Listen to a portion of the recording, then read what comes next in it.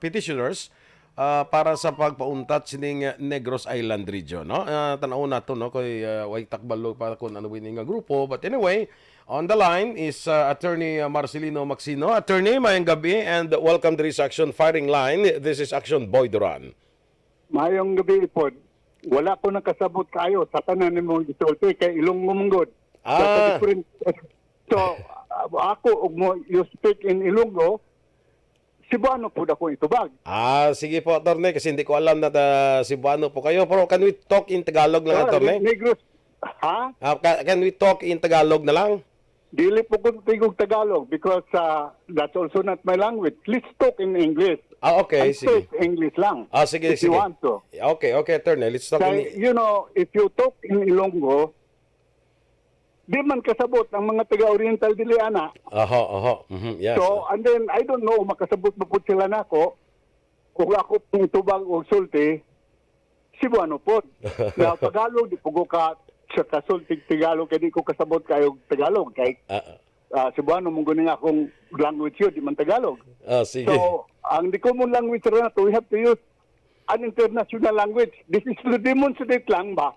Na kinini ang mga union ko no, kay para nga magka-oyon tanan na o di ta magkasabot nga nga unsa nakatong-atong mga sa ubos-ubos mo wag yutay, no?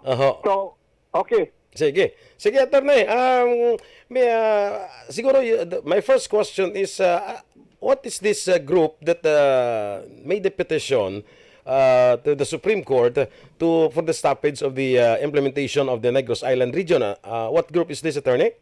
Well, this is a group of petitioners from Negros Oriental and Siquijor, taxpayers who have standing to sue.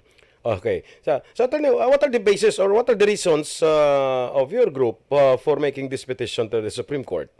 Because the law is unconstitutional. Can you further explain, Attorney, in layman's term, how is it unconstitutional?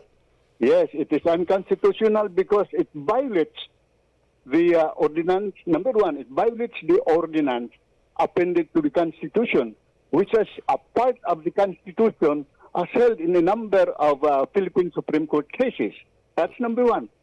Number two, it violates the provision on freedom of association, which gives to each individual, each Filipino, the right to speak who should be his friends and with whom he should associate. Now, these two rights, how's that?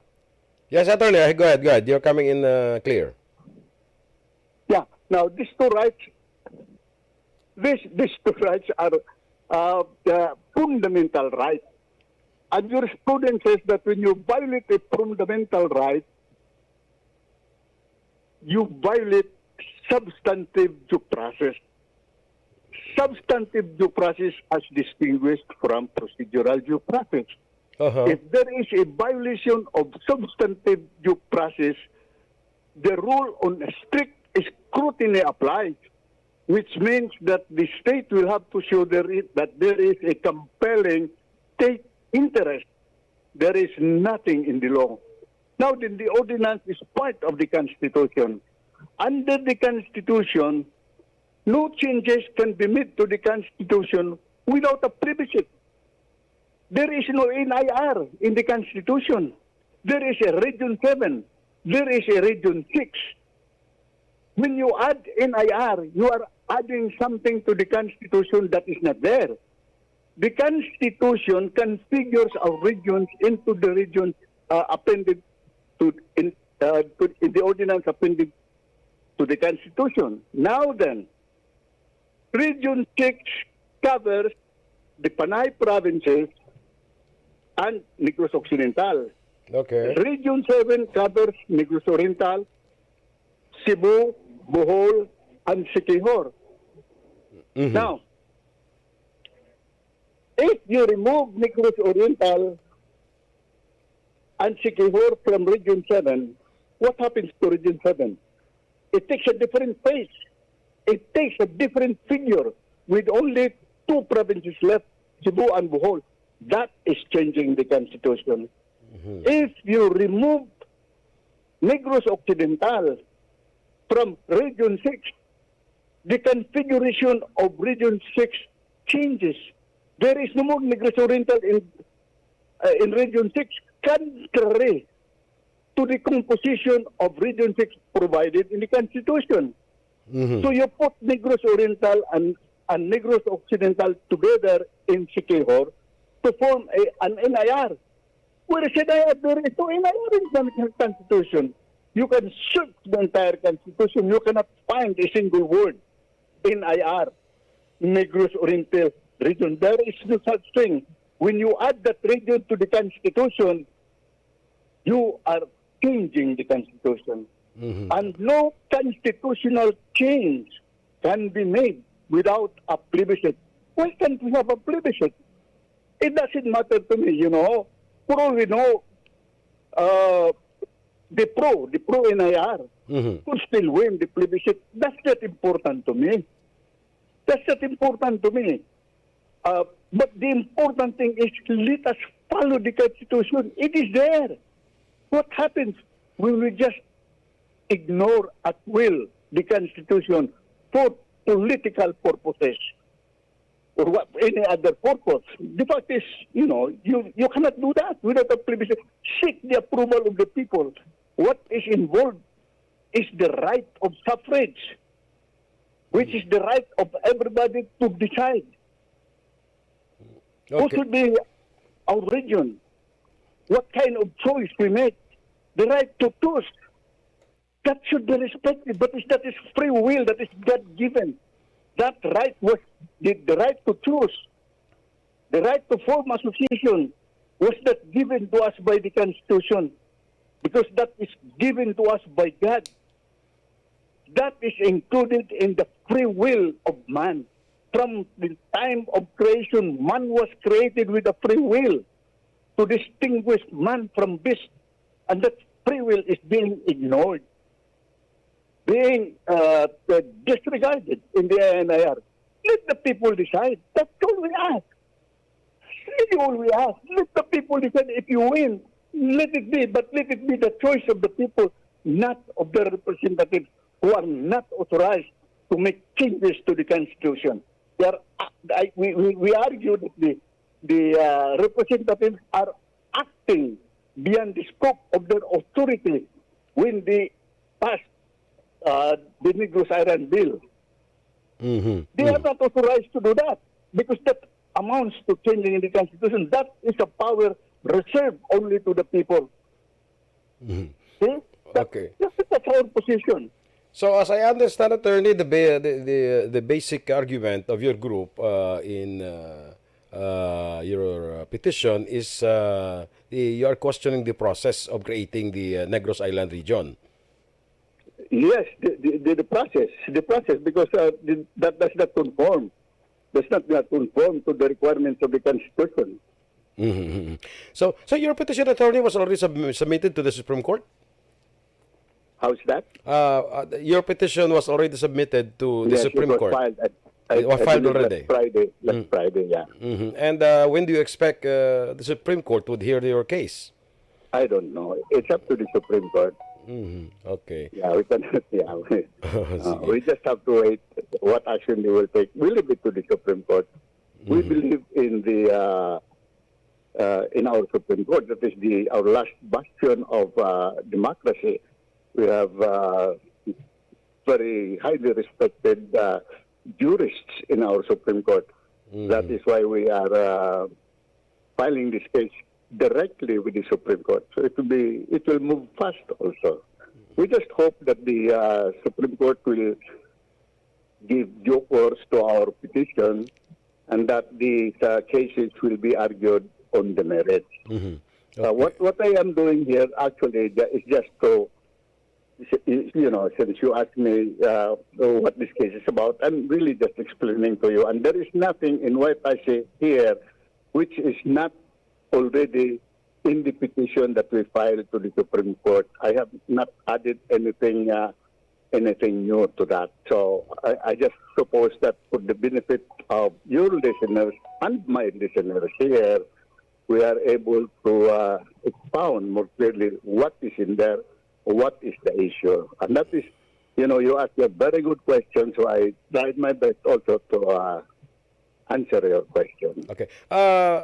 Last question lang po, Attorney. My last question is this. During the deliberation of being made by Congress regarding the NIR, have you made any representation or action protesting the process being done by Congress?